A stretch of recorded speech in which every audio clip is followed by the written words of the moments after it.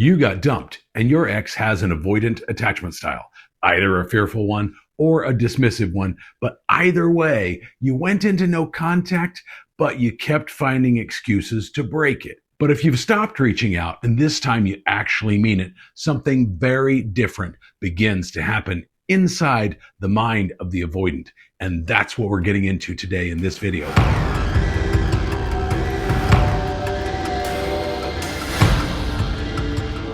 Hi, I'm Coach Jeff Campbell, and I'm glad you're here with me. And what's going on here is that your energy is changing. You're no longer the needy, clingy, controlling person they used to see you as. And when your silence becomes permanent, the avoidant doesn't just see it as distance. They see it as a lack of access. And that makes you more valuable in their eyes. So today I'll walk you through the exact realizations that go through the mind of the avoidant when you stop reaching out for good, and why you don't need to do anything else in order for this to work.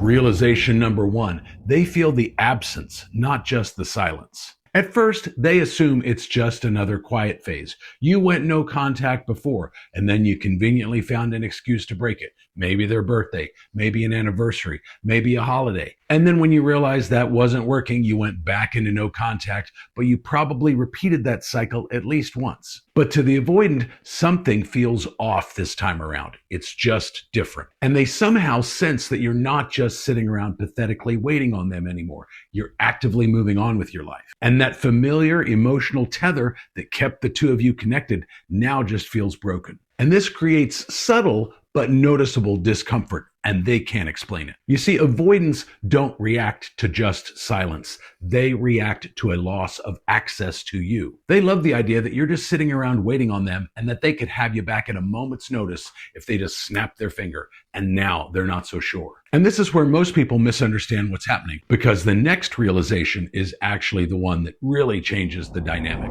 Realization number two, the old pattern isn't working anymore. You see, in the past, distance felt safe to them because eventually you returned, and now they're really seriously starting to doubt it. But when you always returned in the past, this taught their nervous system that they could disengage without any real consequences. They never really learned what life was fully like without you in it.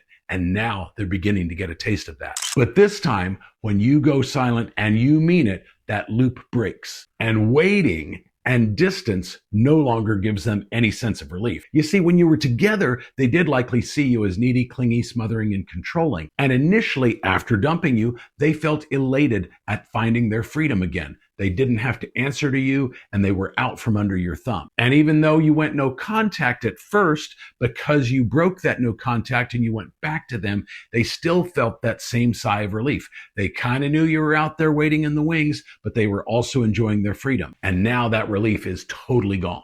And this leads to confusion, which eventually turns into an uneasy feeling in them. Real quick, if you like this video and you want to see more videos like it, give me a thumbs up and then destroy that subscribe button too. Realization number three, you're no longer emotionally available. And this is the turning point. They sense that you are no longer oriented towards them. You're not angry, you're not hoping, you're not mournful, you're just gone. And even if they reach out to you and you respond, and we'll cover more of how to do that a little bit later in the video, you still feel different. They still feel disconnected from you. And they may begin to test more and more and more right now to see if you would come back or see if you're still emotionally available. But bear in mind, at this stage, they probably don't actually want reconciliation yet. They just want to know if it could happen if they wanted it to. And when they don't feel that reassurance from you, their anxiety goes through the roof, especially with the fearful avoidant.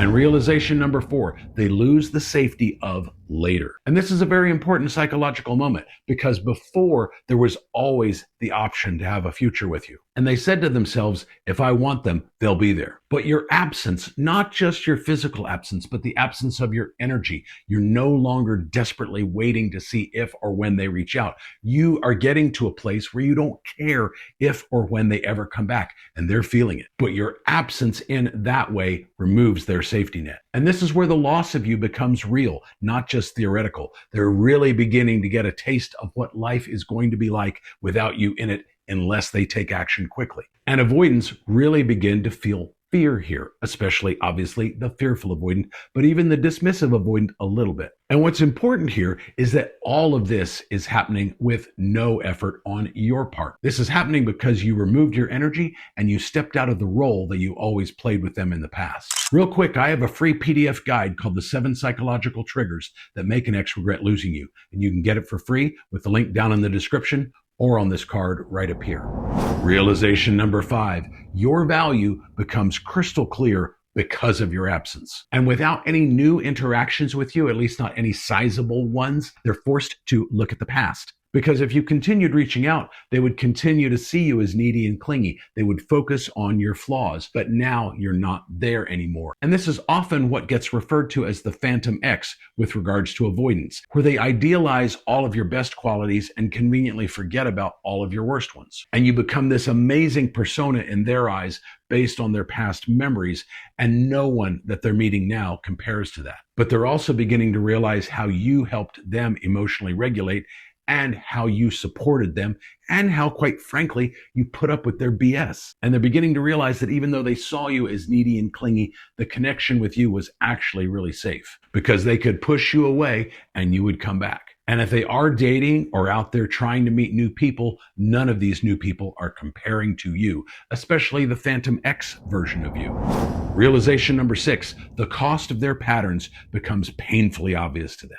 In the past, they likely blamed you for almost everything. Avoidants really struggle to take accountability for their actions, and they often look to shift the blame onto others when things are not going their way. But now, maybe they're doing a little bit of self-reflection, or perhaps your absence is forcing them to do that. They might even begin to feel regret over losing you. The dismissive avoidant will still be a lot more rational here, and they will rationalize why they dumped you and rationalize why they're not yet ready to ask you back. But the fearful avoidant especially will be all over the place from an emotional standpoint. When you go into no contact, even though they dumped you, but when you go into no contact, you are pulling away and you are triggering their fear of abandonment. And that basically pushes them more into an anxious attachment style from a fearful avoidant attachment style. So eventually the fearful avoidant will begin to chase you. And whether they're a fearful avoidant or a dismissive one, they're starting to realize that if they don't take action soon, they might lose you for forever.